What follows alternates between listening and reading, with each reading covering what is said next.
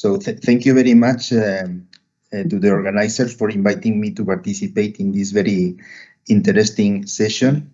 We listened a lot of recommendations already, so I will focus on the main aspects of different recommendations in Latin America.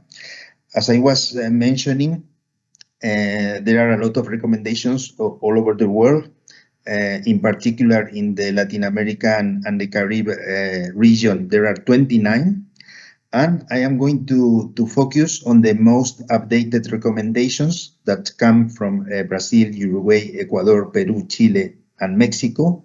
Of course, I am not going to discuss about the Brazilian and the Peruvian recommendations, so I will focus in some aspects in order to save time in relation with the recommendations from Uruguay, Ecuador, Chile, and Mexico.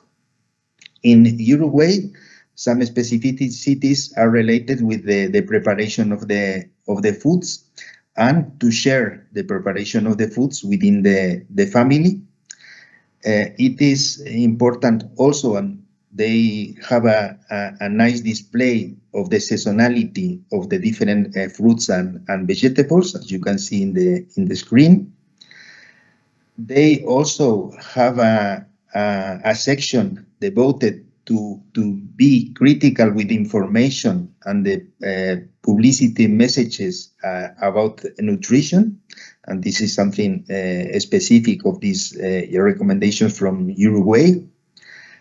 They also highlight the relevance of physical activity that for them is as important as the recommendations of healthy diet.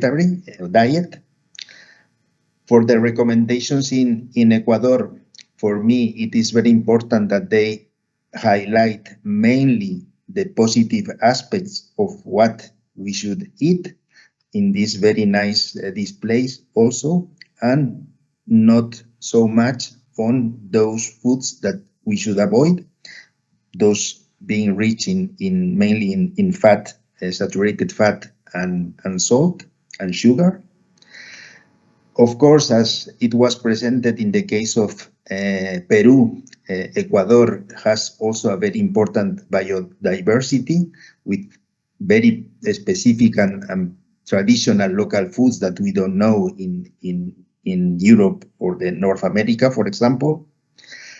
And it is interesting also the focus of these recommendations in Ecuador on childhood, and I think this is very important, and they highlight the relevance of this age group, promoting the consumption of different healthy foods, fruits, vegetables, fish, and also physical activity.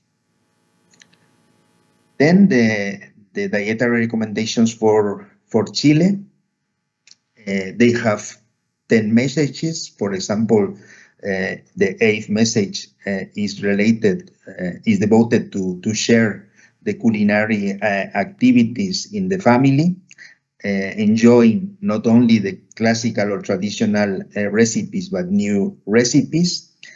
Also to consume the meals and the recipes together with the family and with no screens, and also the aspect related with sustainability that was highlighted already in some presentations, for example, in the French one.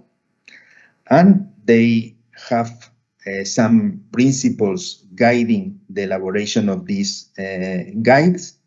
And for example, again, the 5th is related to to enjoy the culinary preparations at home, and also respecting the culinary habits traditional of the population.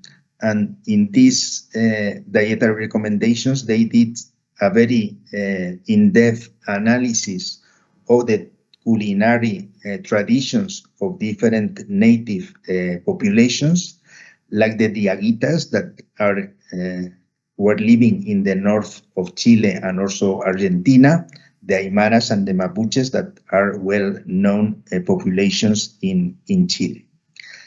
And finally, the dietary recommendations for Mexico. Of course, in all these recommendations are a lot of aspects to be considered. I am highlighting just the most relevant in my view. They consider, of course, again, the sustainability aspects or the impact or potential impact of consumption of different types of foods on the environment, with negative impact related with the meat, different types of meat, the dairy products and ultra-processed foods, and with less impact, fruits and vegetables, cereals, potatoes, legumes, etc.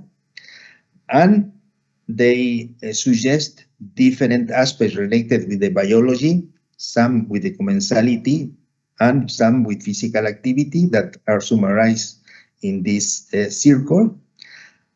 And from the reading of all these interesting guidelines in the last weeks, for me, very brief and concrete conclusions.